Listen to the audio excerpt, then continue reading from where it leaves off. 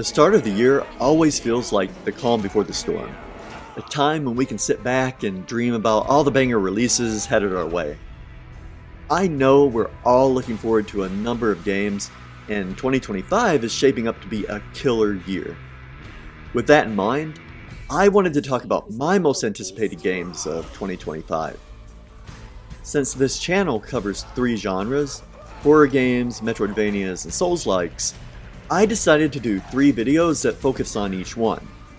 This video will be centered on horror games, but if you're interested in seeing my videos about the other 2 genres, click on the corresponding card above. Please take everything I say about release dates and gaming platforms with a grain of salt. Delayed releases are as inevitable as getting caught in a boss arena with no heals, and sometimes they don't release at all. Also, the availability on the platforms can be staggered.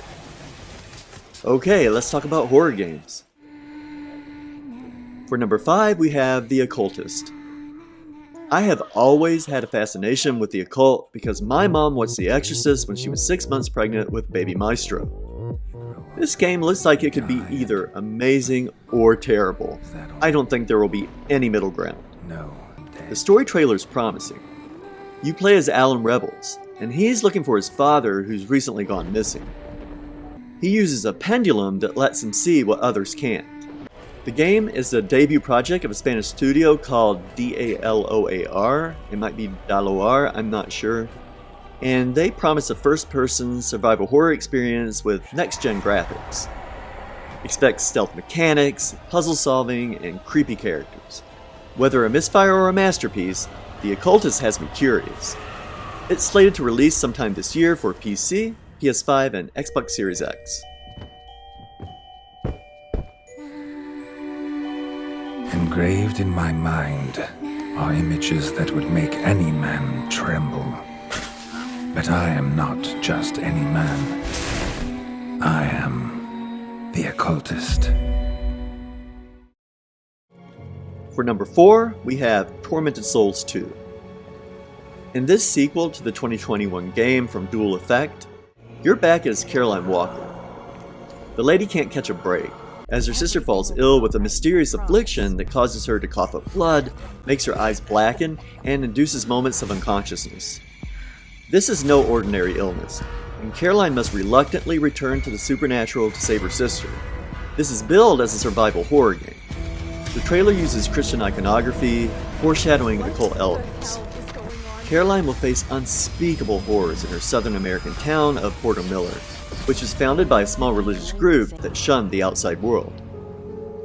You'll be able to play this game on PC, PlayStation, and Xbox Series XS sometime this year. At number 3, we have Dollhouse, Behind the Broken Mirror. Why are horror games usually about broken people? Because the well-adjusted are just boring, that's why. In this game from the Dutch studio Sodesco, you'll enter the mind of a once celebrated singer, Eliza de Moore. She's afflicted with amnesia, and a mysterious doctor has promised a cure with experimental medicine. The art direction is described by the studio as cinematic, and after watching the trailer, I agree. I'm not sure about specifics about gameplay, but it appears to be heavily narrative driven. You do get to either fight or evade spooky dolls, and really, is anything scarier than a spooky doll? Dollhouse Behind the Broken Mirror will be released for PC, PS5, and Xbox Series XS in February. At number 2, we have Bye Sweet Carol. This game looks beautifully spooky in the trailers. It has this hand-drawn style that reminds me of Disney films back in the day, and I'm here for it. It's also a bit of a period piece, I think, because it takes place in the 1900s, when the women's suffrage movement was making waves in Britain.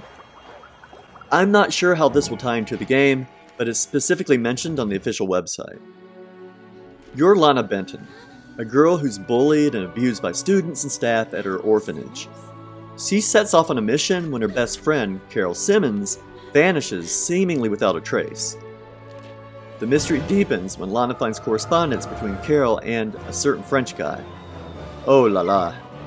Bye Sweet Carol is being jointly developed by the Italian studios Little Sewing Machine and Mean Grip Studios, and will be released this year for PC, PlayStation, and Xbox. And at number 1 we have Chronos: The New Dawn. The trailer opens on an elderly woman and some sort of astronaut figure playing chess. The chess match feels like a metaphor for what I'm sure will be the game's high-stakes choices and life-or-death gameplay. There are even streaks of blood on the timer. You play as a traveler, working for a mysterious group called the Collective.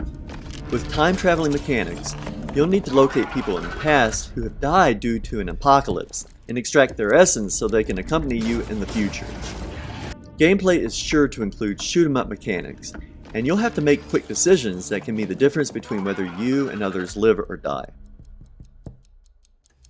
This is a Bloober Team project on the heels of Silent Hill 2 Remake.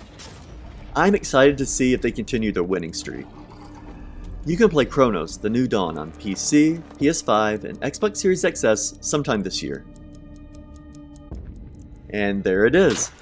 Let me know which horror games you're looking forward to in the comments. Don't forget to like and subscribe for more content, including game reviews.